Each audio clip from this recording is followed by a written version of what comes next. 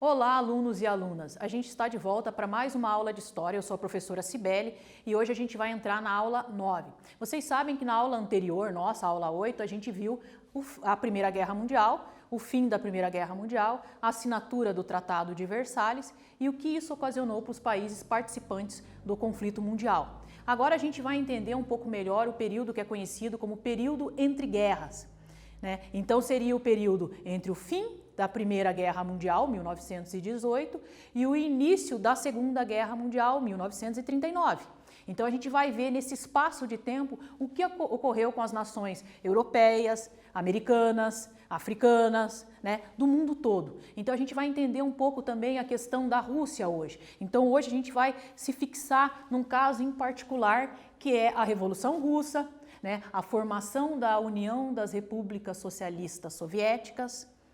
Então a Rússia vai dar origem, através da sua guerra civil, ao Partido Comunista, e esse Partido Comunista vai criar a União dos Países Comunistas, que vai se chamar União das Repúblicas Socialistas Soviéticas. Então aqui, quais seriam os objetivos da nossa aula hoje, né? Da nossa aula 9? O que você, aluno, né, tem que entender ou compreender ou analisar dessa aula?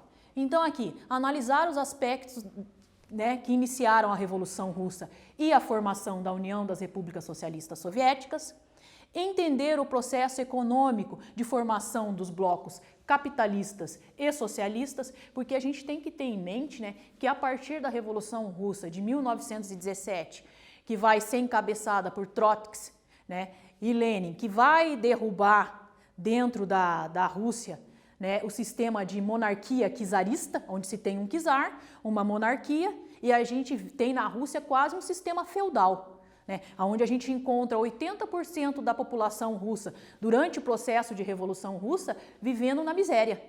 Mas mesmo assim, a Rússia era uma das grandes potências do leste europeu. Era um país industrializado, economicamente ativo, com uma produção altíssima de bens de consumo e de alimentos. Então não é porque a Rússia tem um contingente populacional muito grande abaixo da linha da miséria que o país não seja desenvolvido. A gente pode fazer um comparativo com o caso da China. Também tem um contingente imenso de pessoas abaixo da linha da miséria. Mas mesmo assim, a China hoje, na atualidade, é uma potência. Então, nem sempre o fator de se ter um contingente muito grande de pessoas miseráveis dentro de um país ou não economicamente ativas significa que o país não é industrializado, não é desenvolvido. Tá? Então a gente vai entender um pouco melhor esse processo. E a gente tem que ter em mente que a gente está falando aqui de 1917, início do século XX. A gente tem dentro da Europa a Primeira Guerra Mundial, com participação de países do mundo inteiro, né? A gente tem uma Rússia lutando dentro do seu próprio território, né? Seja para a derrubada ou não do czarismo, para a manutenção ou não da república, mas a gente tem um conflito localizado dentro da Rússia. Então, os russos têm que se preocupar com a sua situação econômica, política e social. Tá? Voltando aqui aos slides. Você já ouviu falar da rivalidade política entre esquerda? Este é um debate, esquerda e direita, né? É um debate amplo e de origem lá na Revolução Francesa. Né? Quando a gente tinha lá os gerondinos, jacobinos, o grupo da planície, que se dizia neutro. Então a gente tem ali a posição daqueles a favor de uma maior autonomia e liberdade, aqueles contrários a essa autonomia e liberdade, aqueles que têm uma proposta mais voltada para o mercado externo e aqueles que têm uma proposta mais voltada para o mercado interno. Então essa discussão esquerda e direita, ela surge lá na Revolução Francesa, mas ela volta novamente a se tornar em voga aqui, durante a Revolução Russa. Por quê? Porque a Revolução Russa vai trazer uma nova forma, um novo sistema de governo, que é o socialismo. Tá? E vai se criar um partido dentro da Rússia, que é o Partido Comunista.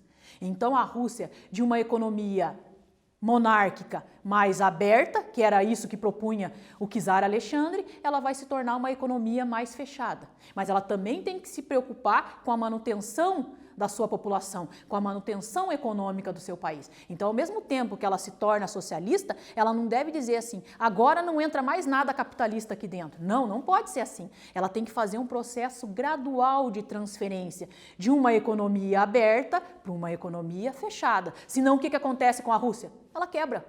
Né? Igual a gente vai ver nas aulas posteriores, lá do período entre guerra, a quebra da Bolsa de Nova York, uma potência pode quebrar. Se ela não tiver uma balança comercial favorável, uma preocupação com a entrada e saída de produtos, uma preocupação com as mercadorias que estão excedendo dentro das indústrias, as que estão saindo, a saída, a entrada, o país quebra. E a economia é fundamental para a manutenção de qualquer sociedade moderna. Tá? Então, voltando aqui, né?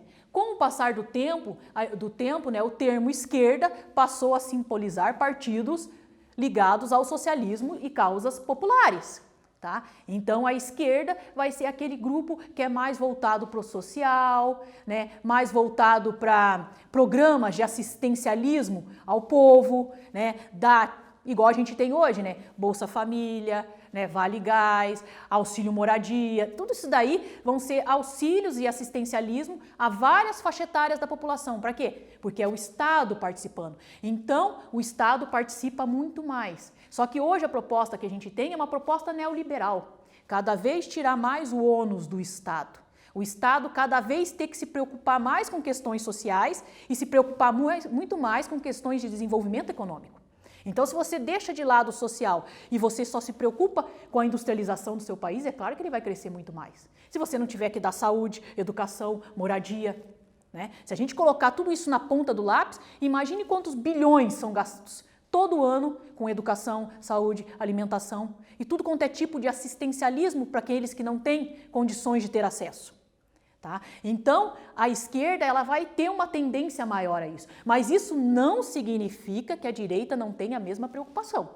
Né? Não me entendam mal. Né? Quando a gente fala que a esquerda é preocupada com o social, daí você vai pensar, nossa, mas a direita quer que o pobre o quê? Não, a direita também se preocupa com o social, mas ela acha que tem certas instâncias dentro da sociedade que não precisam ser do Estado. Por exemplo, bancos. Por que bancos estatais se eles podem ser bancos privados? Copel, que a gente tem aqui, energia elétrica, água, né, tratamento de esgoto, por que não ser privados? Cadeias, por que as cadeias têm que ser públicas? É mais um ônus para o Estado. Então, essa tendência de retirar o ônus do Estado é uma tendência mundial. E ela é muito mais coabitada pela direita, mas não significa que a esquerda também não faça privatizações. Tá? A gente tem que ter tudo isso em mente. A gente nunca deve ser radical em pensamentos. A gente tem que ter a noção exata de cada coisa. A direita tem sim um pensamento mais voltado, né, para questões de crescimento econômico, capitalistas. A esquerda mais voltado para questões sociais, um pensamento de bases socialistas. Mas os dois acabam se encontrando lá na frente. Né? Os dois querem a mesma coisa, o crescimento do país, a manutenção da estrutura social. Então a gente tem que tomar muito cuidado com isso. Daí aqui, e os partidos de direita associados aos interesses capitalistas e do mercado. Então a gente vai ter lá uma esquerda mais social, uma direita mais capitalista. Tá? Então quando a União das Repúblicas Socialistas, né, elas optam pelo socialismo, optam pelo comunismo, é justamente para tentar amarrar toda a estrutura econômica do seu país e fechar a Rússia, no caso, e os países que fazem parte dessa união, para a entrada de muita mercadoria capitalista e principalmente de ideologias capitalistas. Né? Então é claro que se você tem um sistema socialista comunista fechado, você tem quase uma ditadura. Você não tem liberdade de escolha, né? Liberdade de acesso aos meios de comunicação. Então tudo isso também tem que ser colocado e pensado quando se cria uma economia fechada. Então, aqui. Então, agora a gente vai ver o período que é conhecido como período entre guerras. Né? Ali eu dei uma noção para vocês do que seria direita e esquerda, até porque a gente vai ver capitalismo e socialismo, né? As vertentes. Então, aqui, ó, o que levou que o nosso questionamento da nossa aula de hoje, a nossa problematização. Por que é bom ter uma problematização? Porque sempre quando você tem uma problematização antes de começar o seu pensamento ou o seu estudo, você sabe um norte que você está buscando. Então, eu quero uma resposta para aquilo ali. E se eu conseguir outras respostas? Melhor. Mas se eu conseguir pelo menos para aquilo que a professora está propondo aqui, eu já fiz a minha aula valer. Então aqui, ó, o que levou o mundo capitalista a uma rivalidade tão acentuada com o mundo socialista?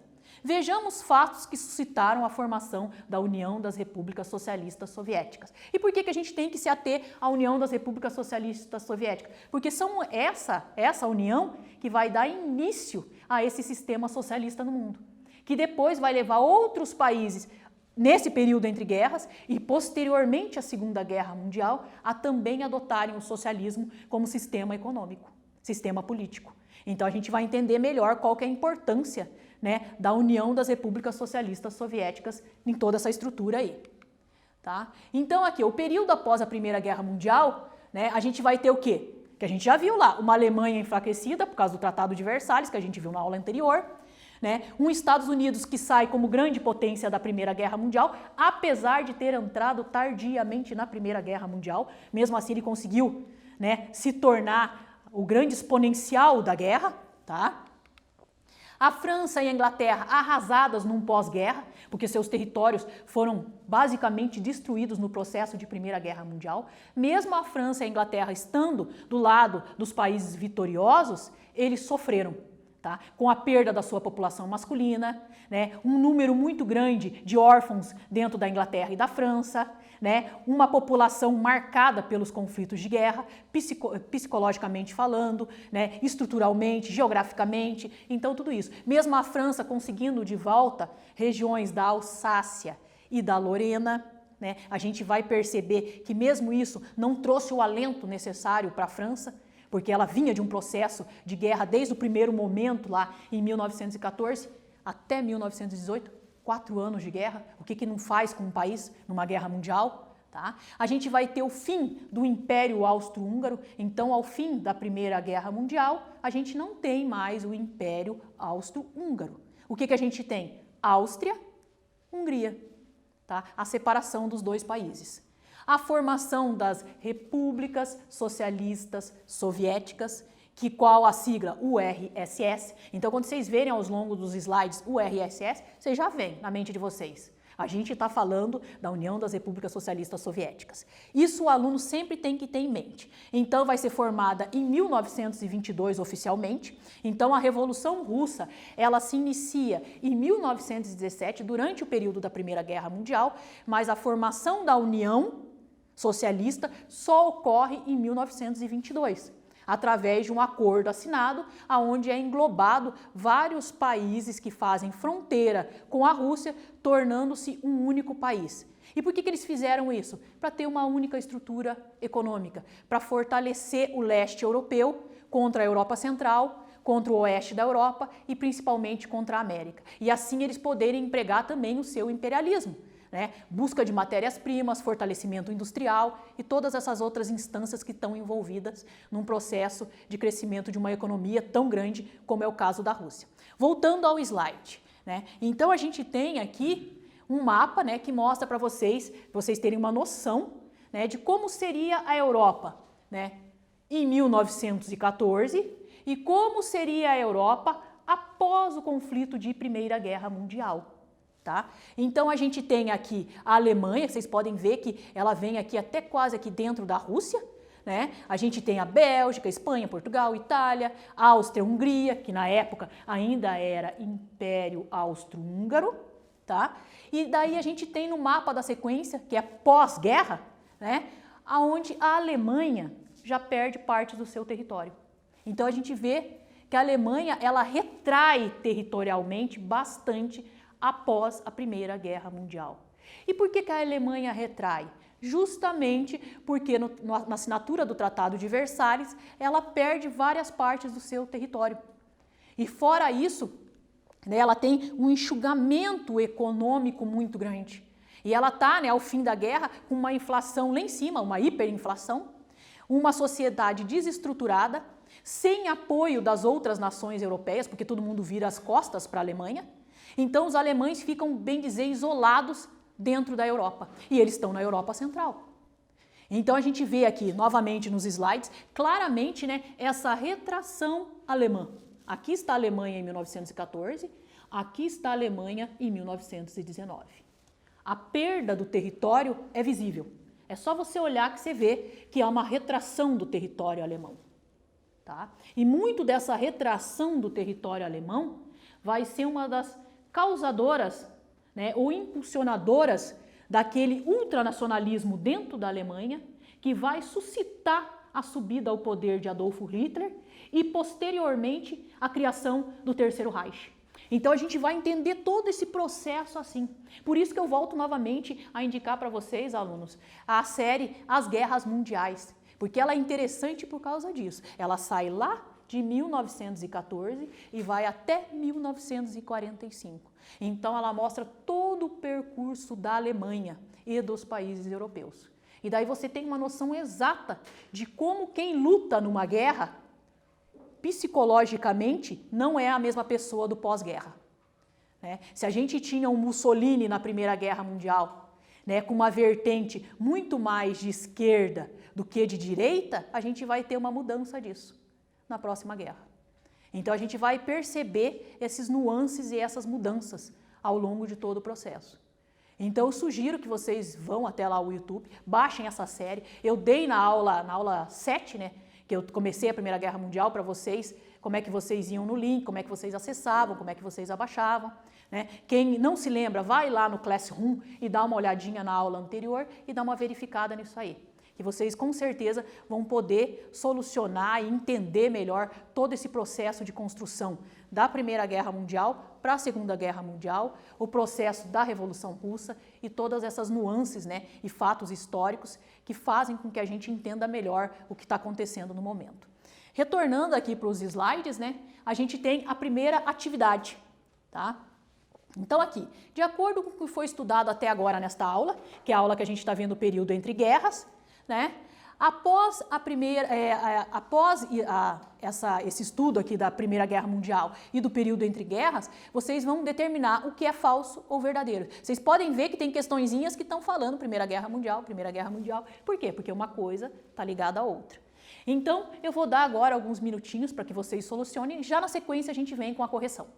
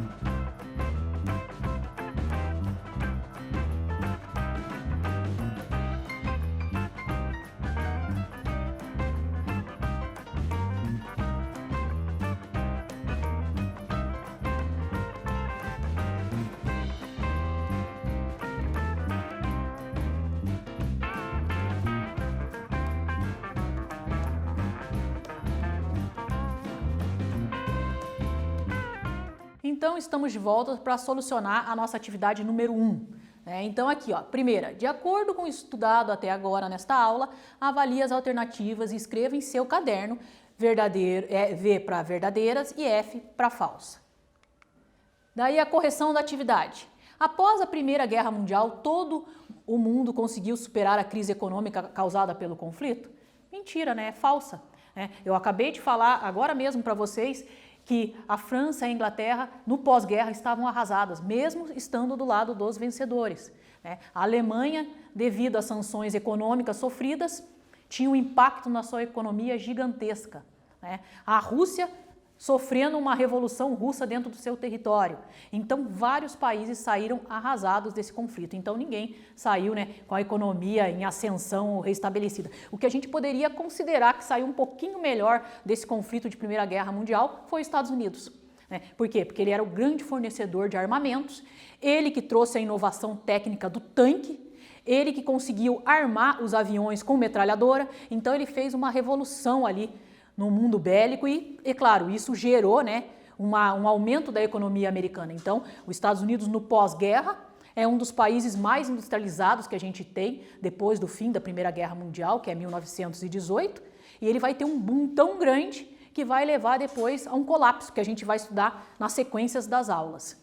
Tá? Daí, continuando aqui, a Alemanha, no pós-guerra, foi o país mais prejudicado pelas punições impostas pelos países vencedores. Sim, o Tratado de Versalhes prejudicou amplamente o povo alemão. Estados Unidos saiu como grande potência da Primeira Guerra Mundial. Sim, os Estados Unidos saiu como a grande potência, o grande vencedor. Mesmo ele estando do lado de outros países que também saíram vencedores, os Estados Unidos saiu como a potência, apareceu para o mundo de fato como um país extremamente bem organizado, disciplinado, com um exército forte e com armamentos eficazes durante o processo de guerra. A União das Repúblicas Socialistas Soviéticas foi criada ainda durante a Primeira Guerra Mundial. Não foi criado durante a Primeira Guerra Mundial, Ela foi criada em 1922, pós Primeira Guerra Mundial. A França e a Inglaterra ficaram arrasados no pós-guerra, mesmo estando do lado vencedor. Sim, França e Inglaterra, como eu falei para vocês, também entrou num colapso econômico quase parecido com o da Alemanha. Claro que o caso alemão bem pior, porque perdeu várias possessões que tinha na Oceania, na África, E enquanto a Inglaterra e a França manteram essas possessões. Então, há uma diferença aí. O período conhecido entre guerras nada mais é do que um período de surpreendente crescimento econômico e paz no mundo? Não, Depois do pós-guerra, a gente tem o chamado período entre guerras, que vai gestar e fazer crescer novamente um conflito dentro da Europa, que vai culminar com a chamada Segunda Guerra Mundial. Tá? Dando continuidade, a atividade número 2. A atividade número 2 é uma atividade de múltipla escolha, bem facinho para vocês resolverem. Então, a gente vai dar um break rapidinho, a gente já volta com a correção da atividade.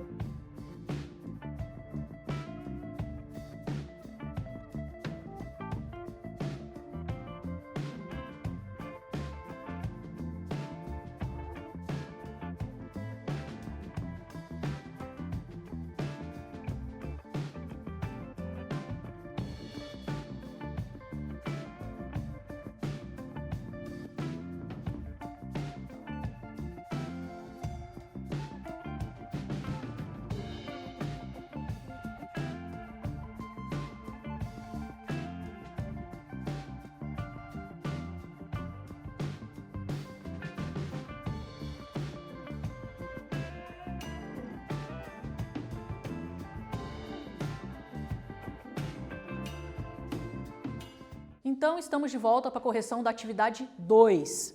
Então, aqui, sobre o período entre guerras, é correto afirmar: letra A, não houveram problemas econômicos no mundo?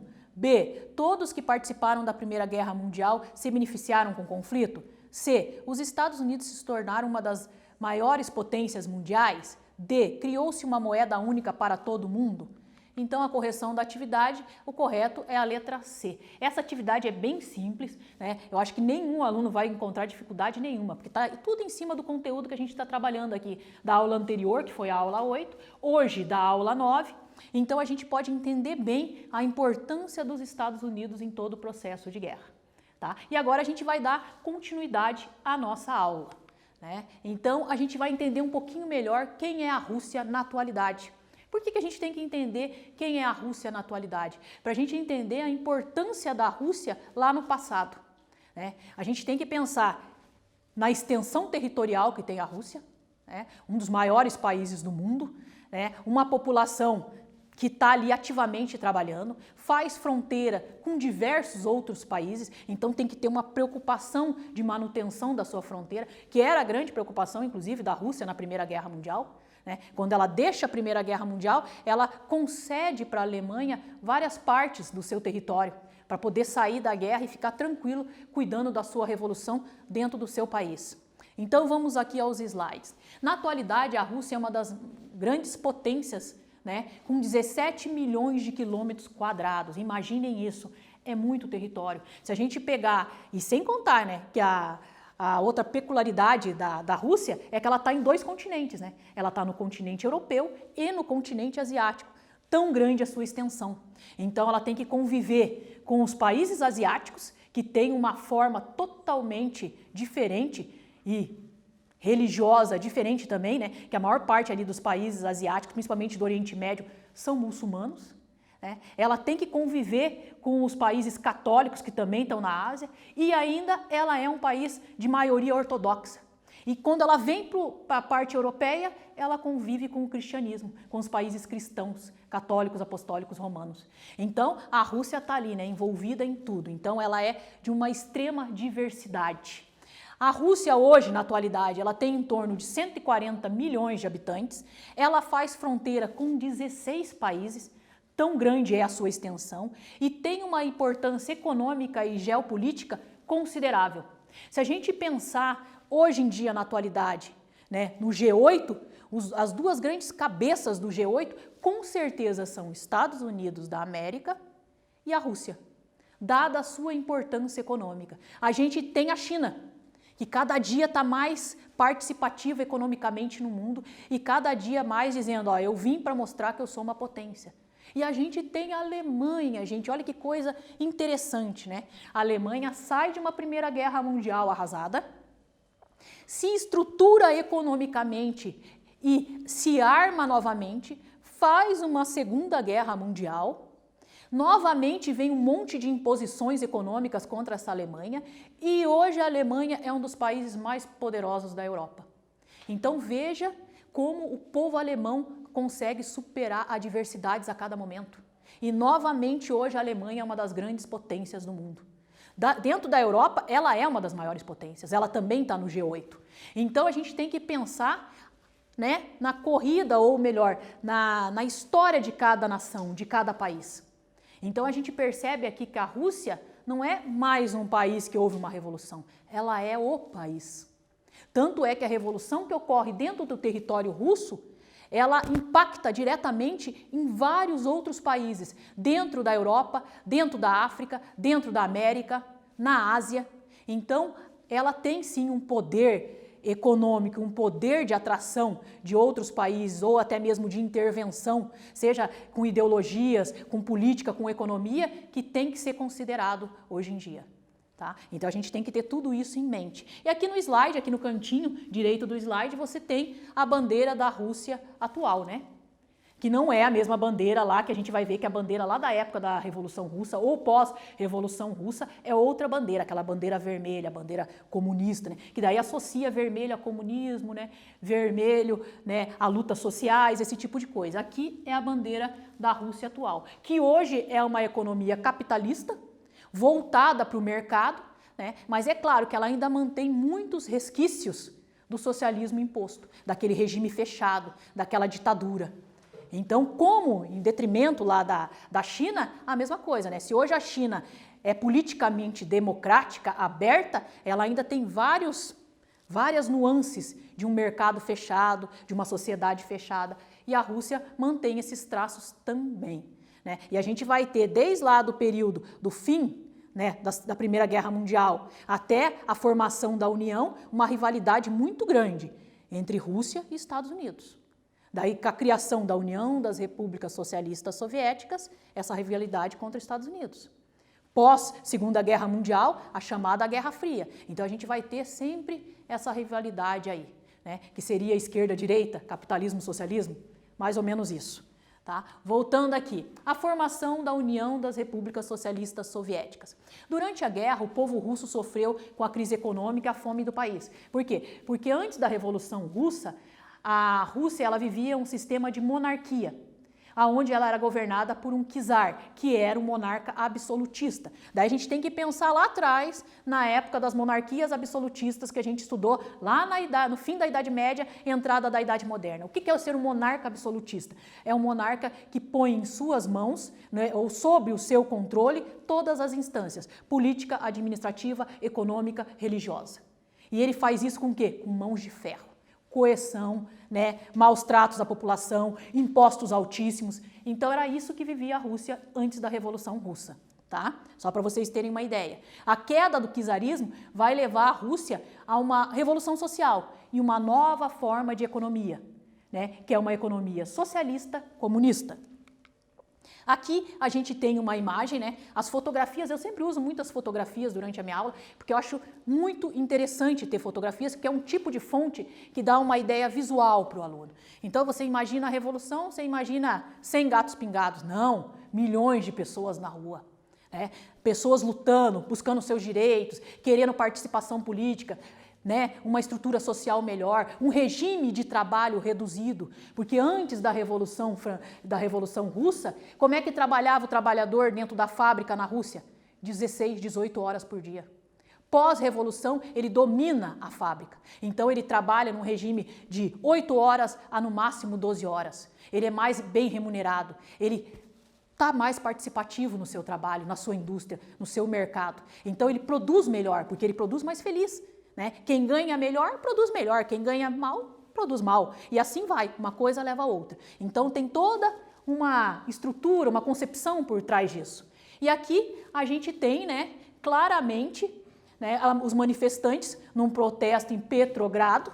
Né? Esse protesto foi da Revolução de 1917. Então a gente imagina aqui um mar de pessoas buscando seus direitos dentro da Rússia, né, buscando uma melhor forma de governo e querendo romper com aquela monarquia tradicional que acaba levando o país a um arcaísmo, né, a uma estrutura política e econômica muito arcaica e não tão moderna como é exigido aqui no século XX. Tá? A formação da União das Repúblicas Socialistas Soviéticas. Então a gente vai ter um regime agora, né, antes que cerca de 80% da população era miserável, com a entrada desse novo processo, né, dessa revolução que derruba o czarismo e impõe uma nova forma de governo socialista, quer dizer, voltada para o povo, aonde o trabalhador tem uma participação política maior, mas a gente tem que ter em mente que essa participação política maior, ela é gerenciada pelo Exército, porque é o Exército Vermelho que é um dos grandes baluartes aí da Revolução Russa. Tá? Então a gente vai ter o exército por trás de todo esse movimento aí, apesar de ser um movimento popular. Tá? A gente tem, inicialmente foi instalado um governo provisório, onde a gente tem Lenin aqui nessa imagem. Lenin vai ser um dos grandes nomes da Revolução Russa.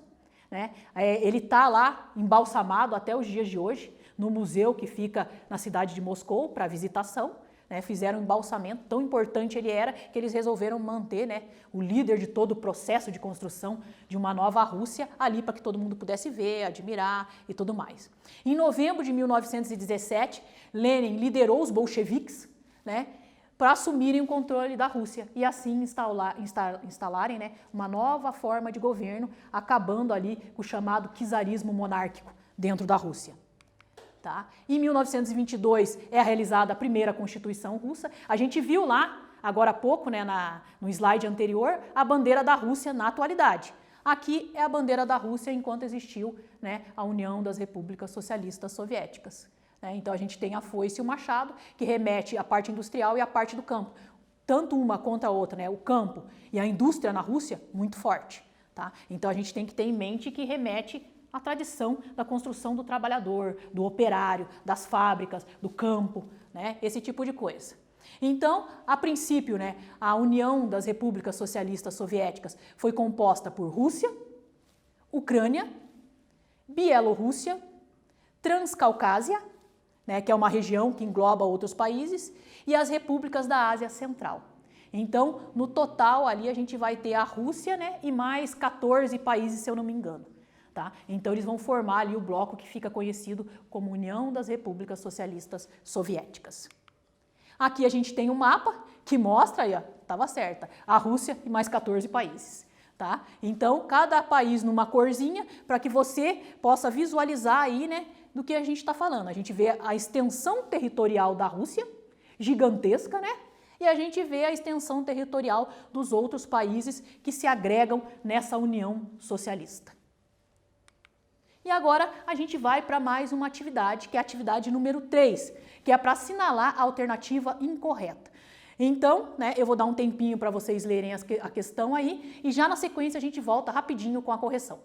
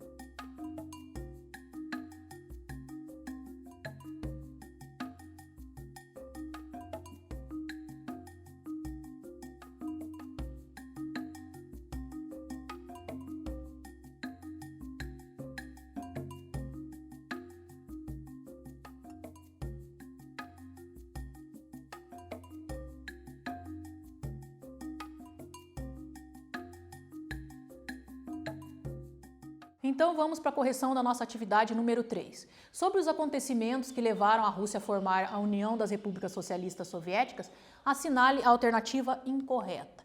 Então a incorreta vai ser a letra D.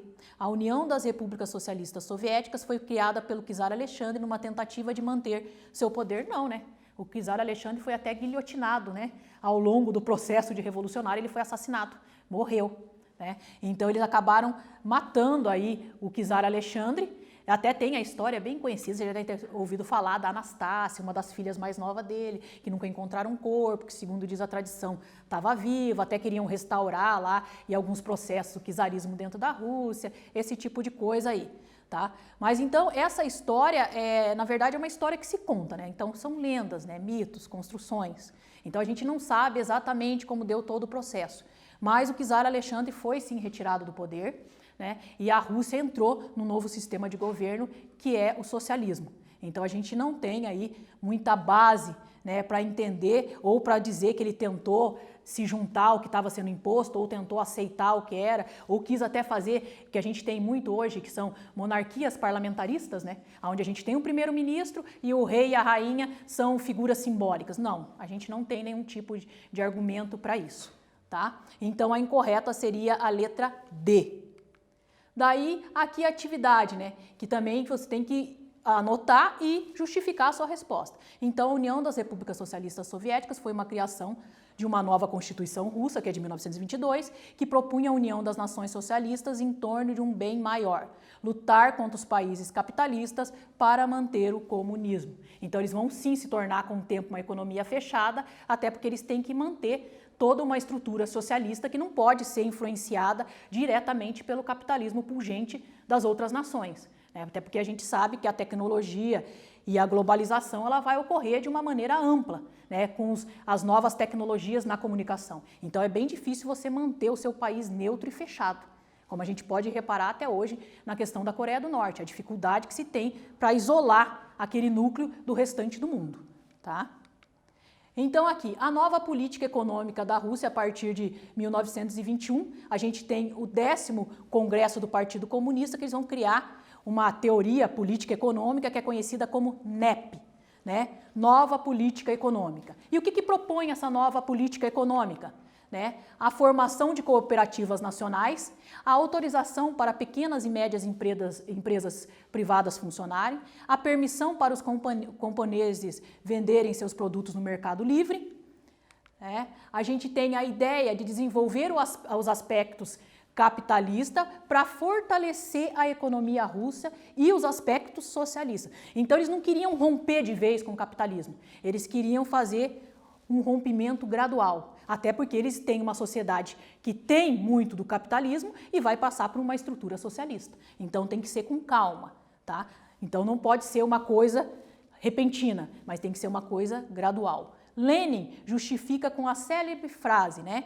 Um passo atrás, para voltar, né, para o capitalismo, para depois dar 2 à frente com o socialismo.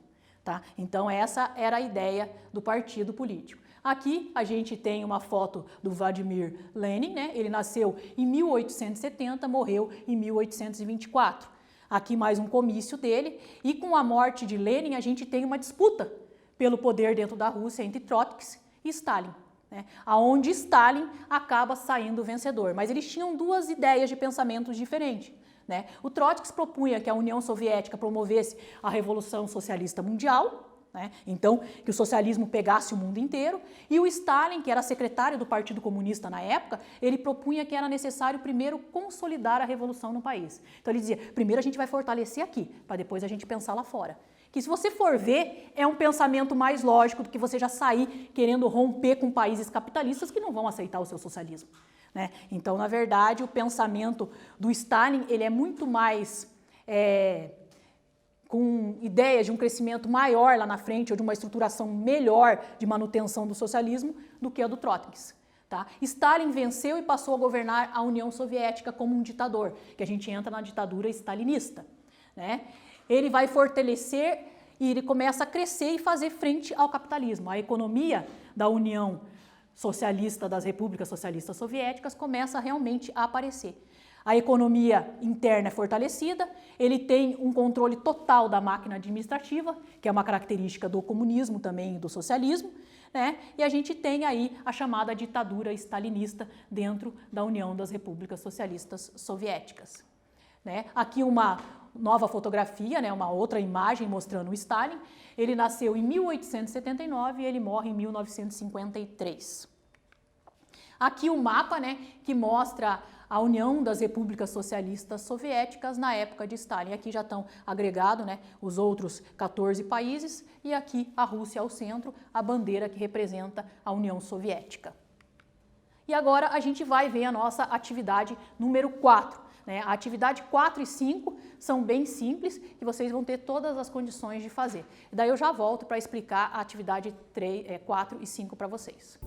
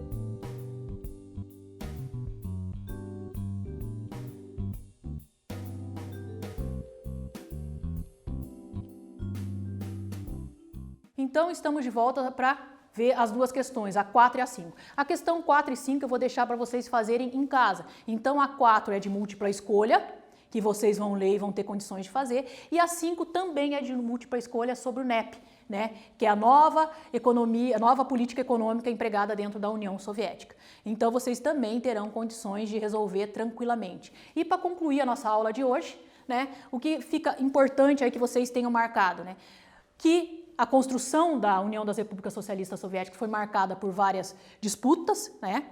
Ela vai englobar mais 14 países e a gente vai ter uma rivalidade, uma tensão econômica a partir daí entre o mundo capitalista e o mundo socialista. Eu sugiro que vocês vão até o teste para o aplicativo e façam ele sobre essa aula, também vão até o Classroom e procurem rever a aula, rever suas dúvidas e assim, né, vocês poderem tirar todas as dúvidas que vocês tenham e com o auxílio dos professores de vocês também no colégio. Tá? Aqui uma bibliografia básica para vocês e assim a gente encerra a nossa aula de hoje.